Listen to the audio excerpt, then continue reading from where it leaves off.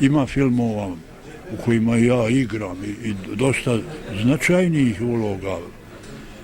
Kad ide taj film, mene to puno ne interesuje, ja za to vrijeme pravim ove kutice, vidiš.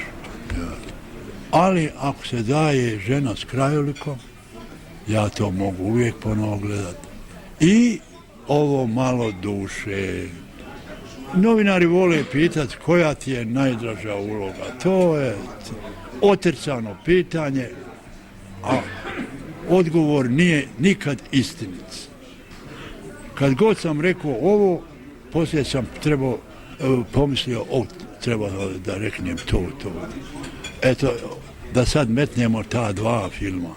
Ženu s krajolikom pokojnog Ivice Matića i ovo Malo duše Ademira Kenovića mogu uvijek ponovo gledat ako to nešto znači kakvu ja vrijednost i kakvu toplinu i uzbuđenje doživljavam gledajući ta